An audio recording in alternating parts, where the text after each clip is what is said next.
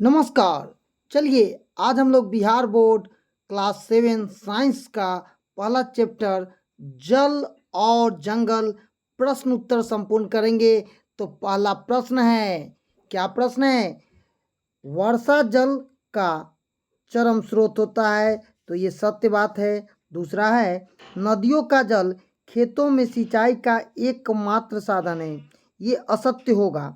और तीसरा है, जल की कमी की समस्या का सामना केवल ग्रामीण क्षेत्रों के निवासी करते हैं, यह बात भी असत्य है, सब लोग करता है। ठीक है, रिक्त स्थानों की पूर्ति करेंगे। पहला प्रश्न है, भौम जल प्राप्त करने के लिए नलकूप कुआं का उपयोग किया जाता है। दूसरा प्रश्न है, जल की 3 अवस्था होती है, कौन कौन? तो जल की 3 अवस्था होती है, कौन होता है? बर्फ, गैस और द्रव, जिसे कहते हैं हम लोग। तीसरा है, भूमि की जल धारण करने वाली परत भौम जल स्तर कहलाती है। क्या कहलाती है? भौम जल स्तर कहलाती है। द्रव, गैस और वायु, जल की 3 अवस्थाएं हैं, जल, गैस और वायु। ठीक है, पहला प्रश्न है, इसमें देखिए, समझाइए कि भौम जल की पुनः पूर्ति किस प्रकार होती है। जब वर्षा होती है तो वर्षा का पानी पृथ्वी पर गिरता है। जल पृथ्वी पर बने गड्ढे, तालाब, नदी में जमा होते हैं और धीरे धीरे रिस कर पृथ्वी के नीचे जो गड्ढा जमा होता है उसके अंदर यह चला जाता है और भूमि के रिसाव में अंतःस्पन कहते हैं। अंतःस्पन की क्रिया धीरे धीरे होती है। खेतों का पानी का रिसाव भी जमीन के अंदर होता है। इस प्रकार की प्रक्रिया के कारण हम भौम जल को पुनः पूर्ति होती है। ठीक है, चौथा प्रश्न है, भौम जल स्तर के नीचे गिरने की उत्तरदायी कारणों को समझाएं।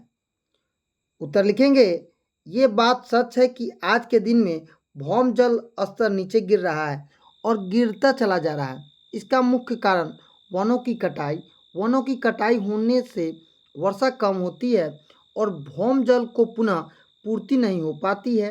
दूसरा कारण है औद्योगिकरण।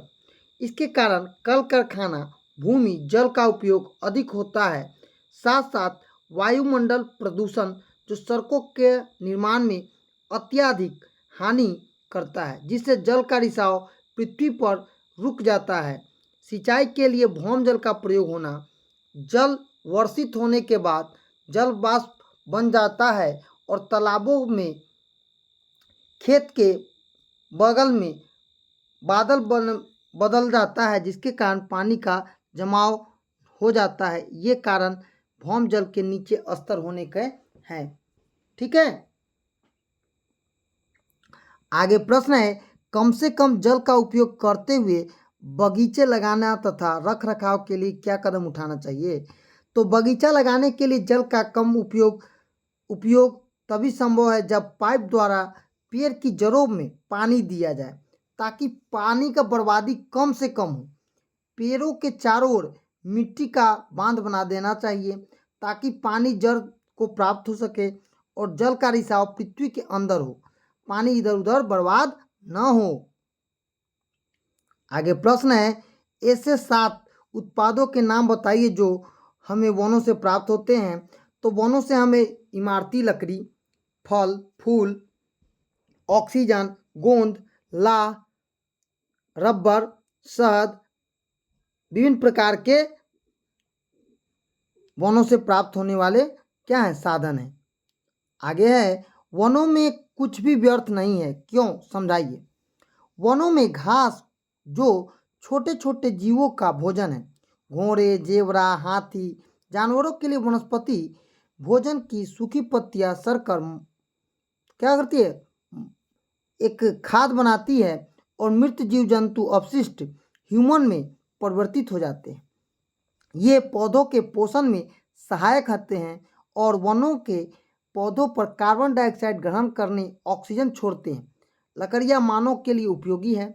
इस प्रकार हम कह सकते हैं वन को हर एक चीज़, चाहे वो सूखी पत्ती या डाली ही क्यों न हो, जीव जंतु और वनस्पति एक दूसरे पर निर्भर करते हैं।